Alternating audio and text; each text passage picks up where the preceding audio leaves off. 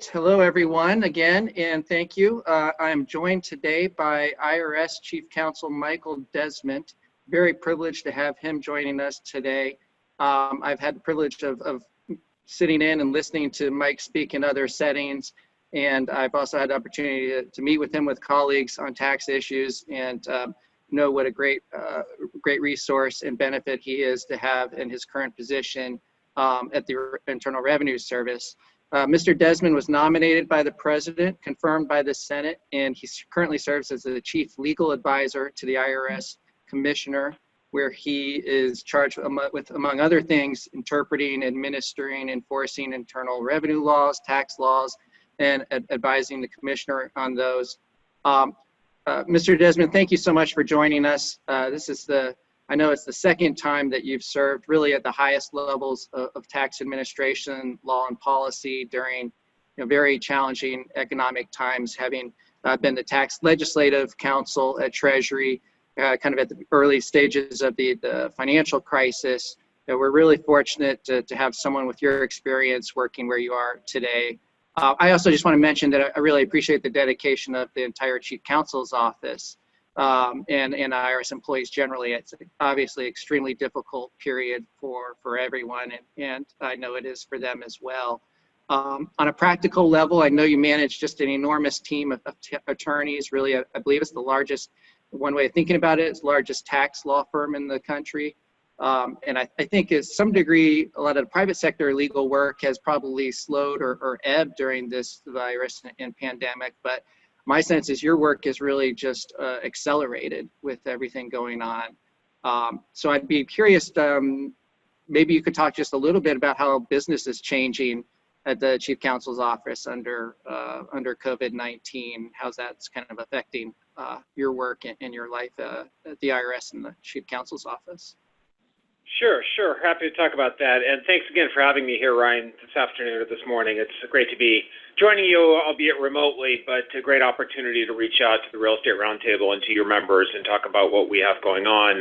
I know we've received a lot of input from your organization on some CARES Act and other COVID pandemic-related issues, and we certainly appreciate all of that. So, as you indicated, it has been a challenging and dynamic time for us here at the Office of Chief Counsel and at the IRS in general. We had, when the COVID pandemic came upon us, already been working full speed on TCJA implementation, and this has obviously added to the load of those here in the national office on the guidance front in particular, and reorganized some of our priorities somewhat. Still trying to keep focused on a number of TCJA and other priorities as well, but as you indicated, as I'm sure everyone is aware, COVID and the CARES Act are taking priority for us in getting guidance out and the urgent need to get some of those CARES Act provisions in particular implemented. So on a general level, as you indicated, Ryan, we do have about 1,500 lawyers in the Office of Chief Counsel, and around 1,000 of those are our field attorneys in the large business division, the small business division, and our tax-exempt organizations division as well. So their time is spent litigating cases in tax court and also advising the field examination teams. So they've been impacted in a much different way by the COVID pandemic than the national office attorneys here in Washington, D.C.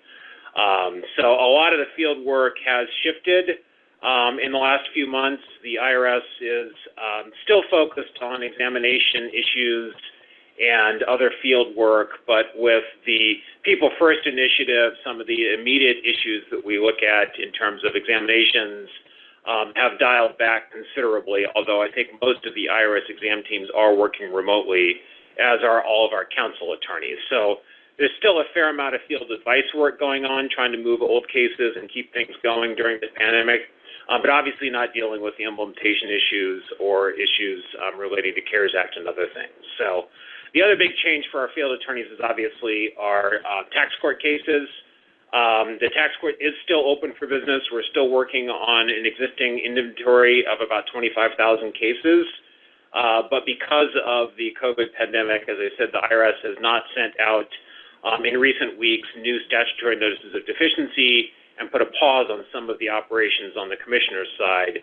And that has led to at least an immediate decline in the number of new cases coming into the tax court and the tax court clerk's office being closed as well. We are moving toward and working very closely with the tax court on a remote trial/calendar session system, which they expect to implement, I think, for the fall session. So we do expect that once the tax court clerk's office reopens and those trial sessions get started, we will see a very significant uptick in work in the coming months in the field areas. So, but again, that's all relating to issues that are prior tax years, pre-COVID. The other chunk of attorneys here in the Office of Chief Counsel are the 500 national office attorneys, and that's really where I think most of the work is being done to implement the CARES Act, everything that you've seen coming out in the last couple of months.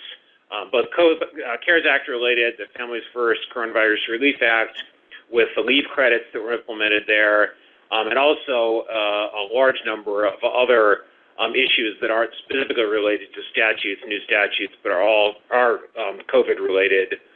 Filing extensions, payment extensions, the relief that we've given, and I know we'll talk about that a little bit more today as well. Yeah. So those 500 national office attorneys have been quite busy, particularly in some corners, the employment tax group with the leave credits and employment retention credits, and also our income tax and accounting group, really across all functions in the national office, but those two in particular have been quite busy in recent weeks. That's very helpful. I know so much of our focus is on the guidance and regulatory side, but a lot of your work in addition to that is obviously advising your agents and the government on cases and enforcement and proceedings and appeals, et cetera. So obviously you're confronting a lot of issues there as well. And you mentioned the CARES Act. Thank you for that. We were very grateful for the quick action taken by the IRS to implement the CARES Act, particularly with respect to partnerships and real estate businesses. So the ability to file amended returns, which is allowing, in our case, a lot of real estate partnerships to benefit from some of the retroactive aspects of the CARES Act, like the recovery period for qualified improvement property.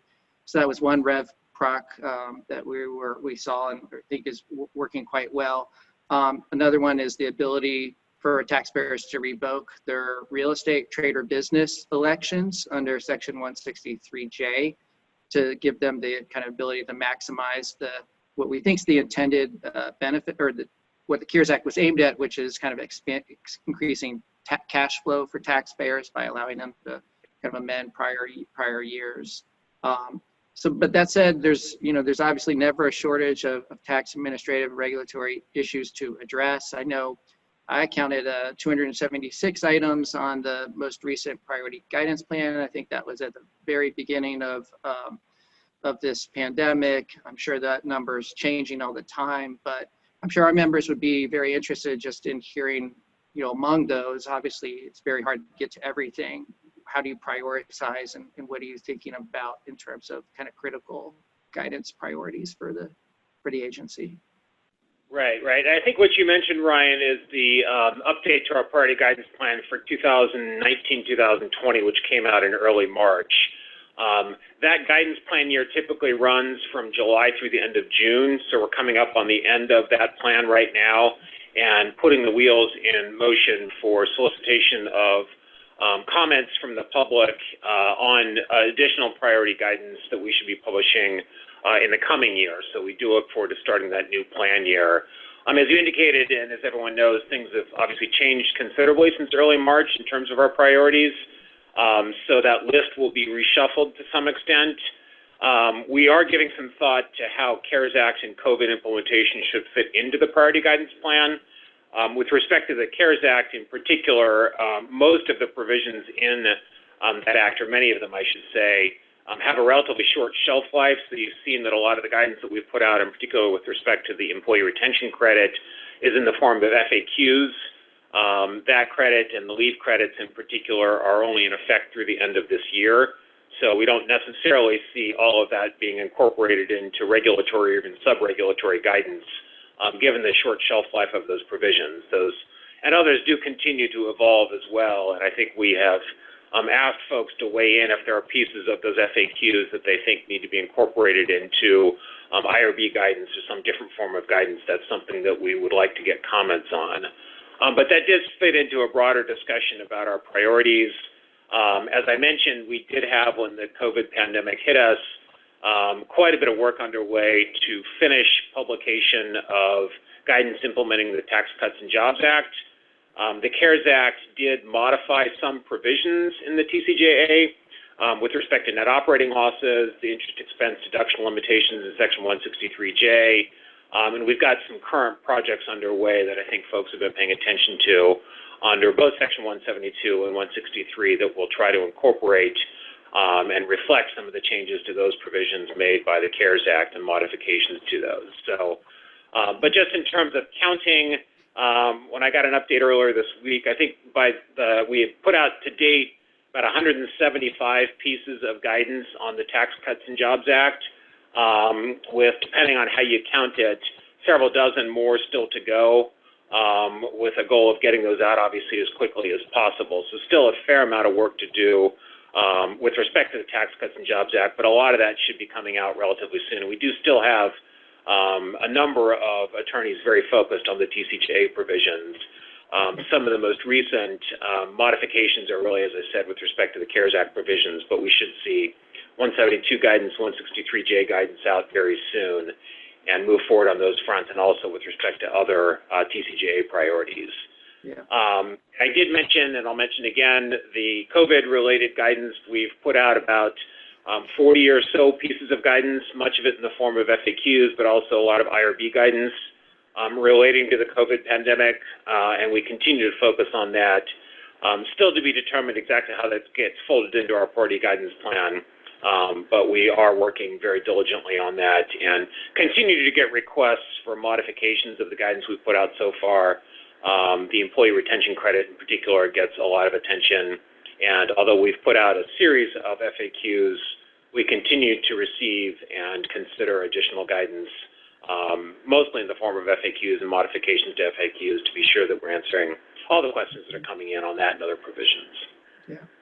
Well, thank you for those comments. And I mean, we could take any one of these areas and go down from 163J to opportunity zones to others. And without doing that, I just want to note, generally our practice has been, we'll set up a working group on one of these topics, and it's just been really a pleasure to work with Treasury and the IRS in terms of the kind of accessibility and ability and interest in what the comments from stakeholders and industry have been, and not just in the form of kind of written comments, but actual ability to have a dialogue on some of these.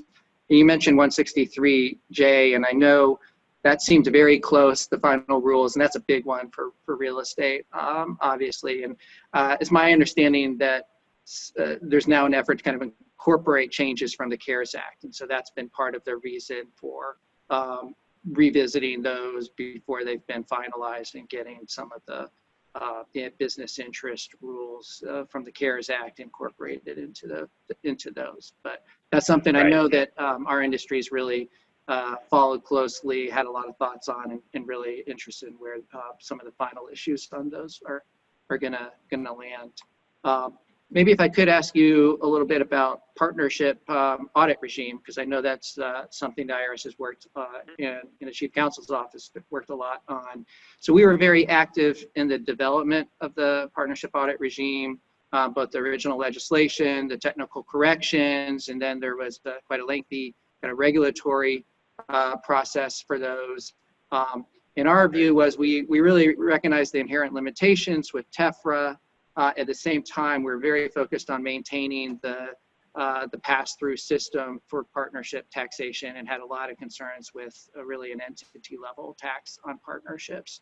You know, I guess we've got a little bit of time under our belts. It's still early with this, I'm sure, but anything you can say about your experience with the new rules thus far, good, bad, undecided, or incomplete? I'm sure there'd be a lot of interest in our industry and your thoughts on how that's working out. Yeah, and I think that does fit into a broader priority that the IRS has on focusing on examinations and compliance in the partnership area. BBA is certainly an effort by Congress to really revitalize or add energy to the examination of partnerships. I think a lot of what led to the enactment of the BBA were some reports about the audit coverage rate of partnerships and some related issues. And that, as you said, is some of the history behind the BBA changes. And also just a level of frustration and perhaps challenge with the old TEFRA rules for examining partnerships. You can go through, in some of the more complicated partnership examinations, years of controversy and litigation that are followed by further years of computational adjustments and trying to figure out how the TEFRA adjustments get pushed out to individual partners and identifying those partners and how they affect and don't affect them for both large and small partnerships. So the BBA is certainly a response to all of that. There are some things just in terms of implementation of the BBA. As you mentioned, we had a number of regulatory projects that have largely been finished. I think our PGP still identifies 3 or 4 guidance projects that we're still working on relating to the BBA. So there is still some work underway in Counsel working with Treasury on those projects and hope to get those out relatively soon. But I think for the most part, the effort on implementation has shifted to the IRS. Folks that have been dealing with partnership examinations and audits for years know that there is a TEFRA unit at the IRS that did the computations under the old TEFRA rules. You know, as I said, once the examination or litigation concluded, you would go through the exercise of pushing those out and making the computations at the individual partner level. That is obviously a much different regime under BBA. So infrastructure needs to be put into place. The computational mechanics need to be put into place. And a lot of work is underway at the IRS to get that done. For a period of time, we're certainly going to have lots of examinations that are both TEFRA and BBA. So we're going to have some overlap for a period of time. But the IRS is working diligently to get those procedures in place.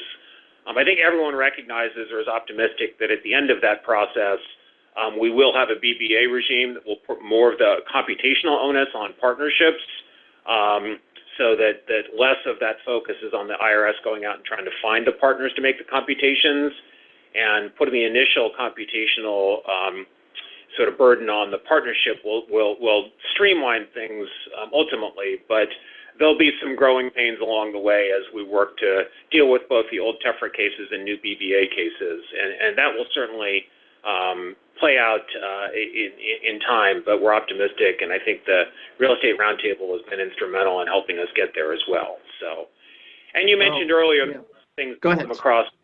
No, I was going to say, you mentioned earlier the issue with the amended returns, which came to our attention quickly after in connection with the CARES Act and partnerships wanting to take advantage, as you said, of the monetization of NOLs and other provisions. And the BBA in general does not provide for amended returns, and the mechanics of it created issues in terms of getting immediate access to the cash generated by utilization of expanded NOL provisions and those kinds of things. So I think that's an illustration of, I don't know if it was intended or unintended, but consequences of the BBA implementation that we're seeing. So I'm glad we were able to provide a little bit of flexibility there. And other things moving at the same time. I know that folks probably saw just a week or so ago, the IRS announced its new provision for allowing amended individual income tax returns to be filed electronically. And one of the things that we thought about in allowing for the amended partnership returns is the fact that you also need to, in order to actually implement that, you've got to have the amended individual or partner returns as well. So having mechanical procedures like that e-filing of individual returns will hopefully facilitate the amended partnership returns and in the short term the CARES Act implementation, but also longer term benefits for all of that.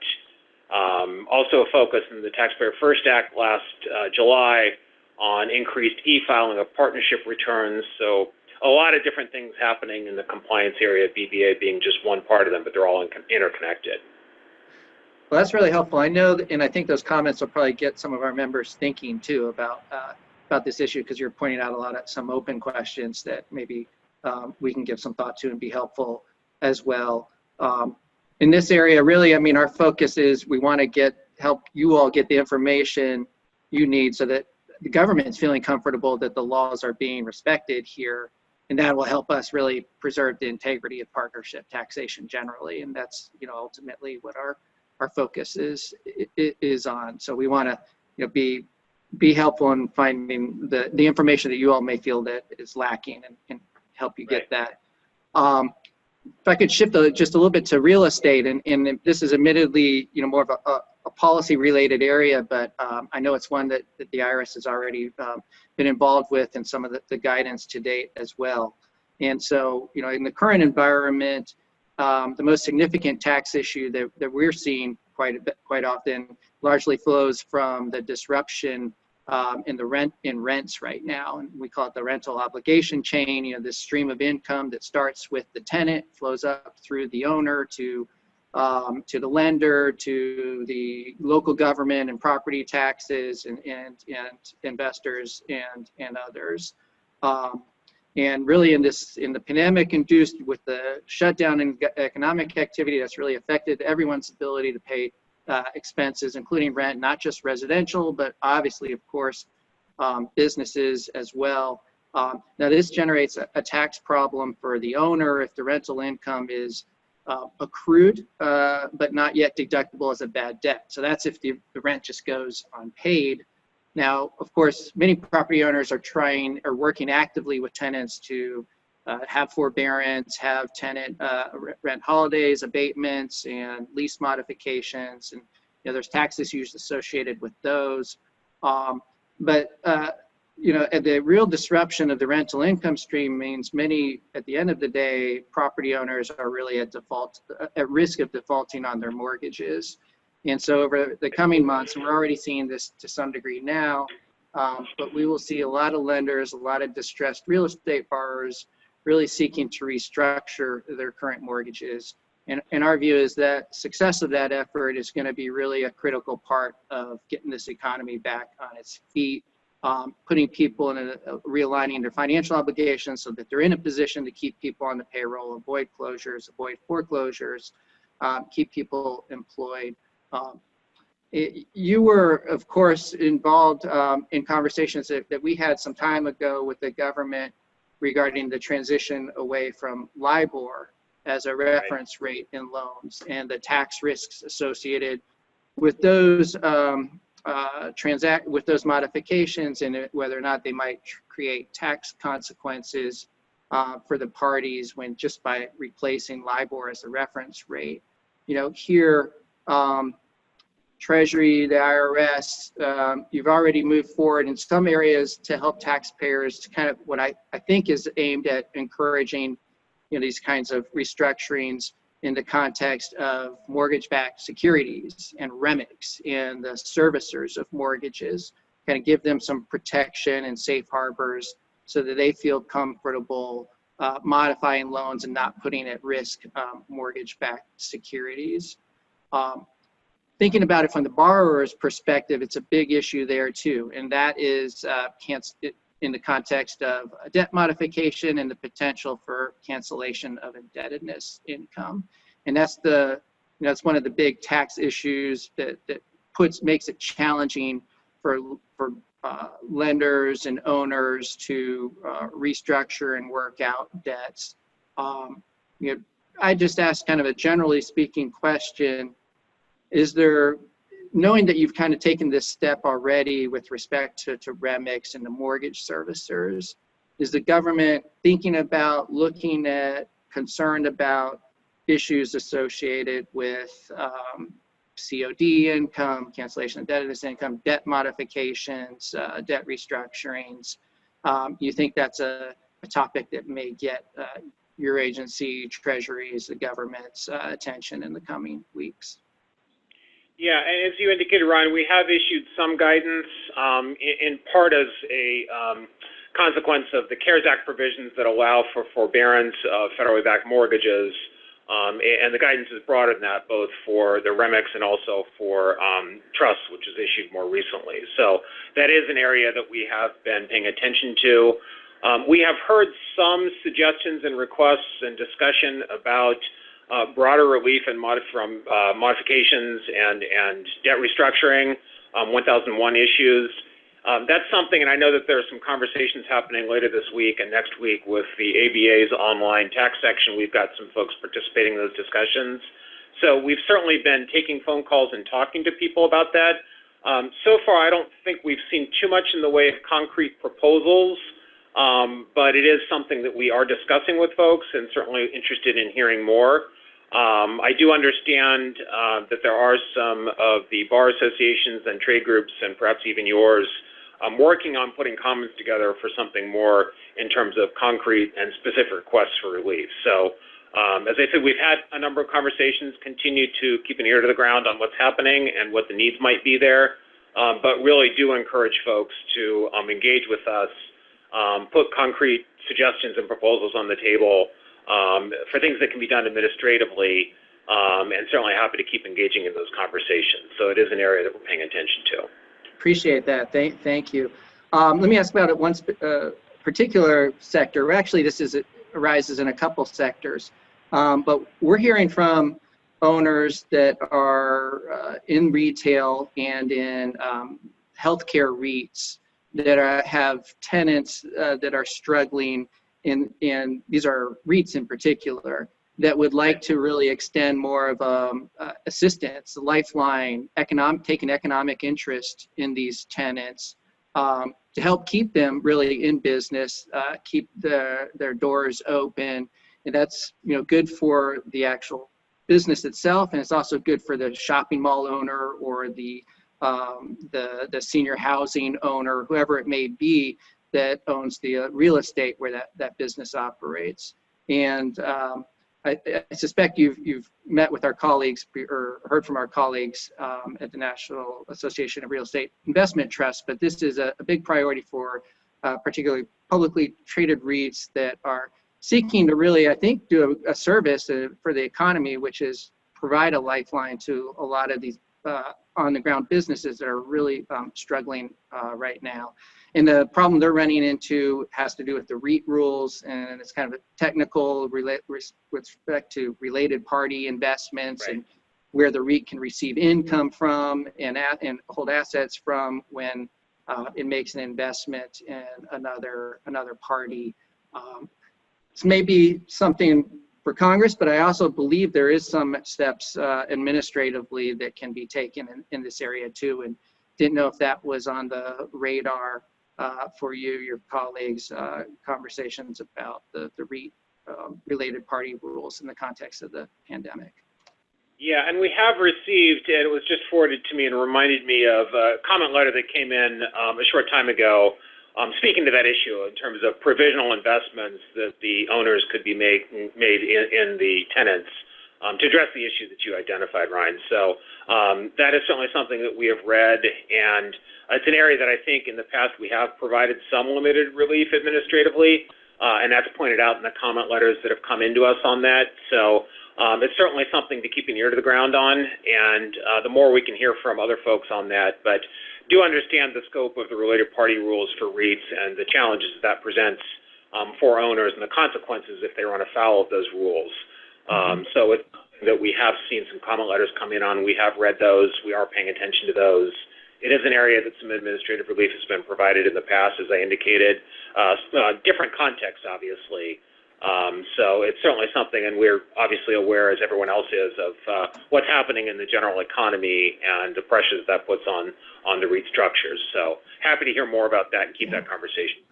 And I was going to ask you about opportunity zones, and I prepared that, and then between initial thoughts there, the IRS in Treasury released quite extensive guidance for opportunity funds and opportunity zone investors during this relief during the pandemic. And I know you heard a lot from Congress on this issue. You were hearing from the private sector, and just thank you for the steps that were taken quite quickly to try and make it, continue to have kind of investment and capital flowing to opportunity zones during this period. So that guidance I can share from our membership was very well received. So thanks for your work on opportunity zones.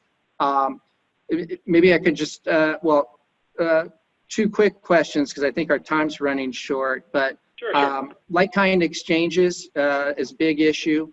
And, there was a extension of the deadline along with a lot of other tax payments and tax sensitive acts that was included in the comprehensive disaster tax relief that was issued. And lot of inquiries in this area, a lot of concerns about the taxpayers wanting to conclude real estate like-kind exchanges and really running into transactional hurdles because of the pandemic. So thank you for the extension that was included in the relief there. There's also been questions raised about whether it could go further in terms of something more like what's been done in the hurricane context of a 120-day extension. Other people have raised other concerns with the like-kind exchange rules, how they're operating today. Any thoughts about where, or I guess I would ask, are you continuing to look at this question? Do you foresee more action, or are you in the kind of information gathering stage, or what are your thoughts on the like-kind exchange rules? Yeah, and I think the 1031 relief that has been granted, as you mentioned, it was in the Notice 2020-23, what we call the Omnibus relief package for extensions under Section 7508 Cap A. But I think that's a good illustration of many of the challenges that we face in dealing with the COVID pandemic and applying a statute like 7508 Cap A to something that is really unique and different in both its scope and its timing. As you indicated, Ryan, I think in the past, there is a template for 1031 exchanges and relief under Section 7508 Cap A for hurricanes and tornadoes and earthquakes and natural disasters that's set forth in Revenue Procedure, I think it's 2018-58. That really needs to be looked at carefully in the context of the COVID pandemic, and how does that, in particular with respect to like-kind exchanges, apply here? What are the knock-on consequences of extending relief in the way that we've done it in the past, extending the relief that we've already done here? And it's not just the like-kind exchange facilitators and participants, it's the broader real estate market that we're also concerned about, and have heard some comments as well.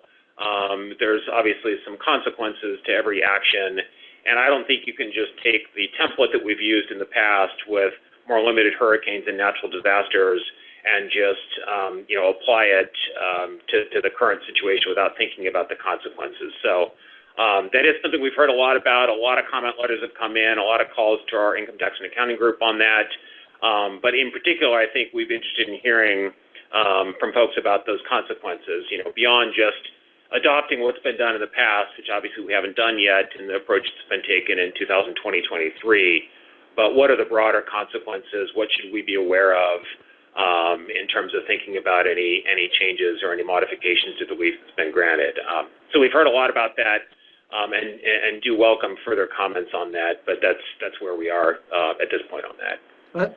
That's very helpful. And Mr. Desmond, Mr. Chief Counsel, you've been very generous with your time. Let me just ask you, is there, I always like to ask, as an industry, is there anything, particularly in this very difficult environment, we can be doing that's helpful to carry out, so that you can carry out your enormous responsibilities?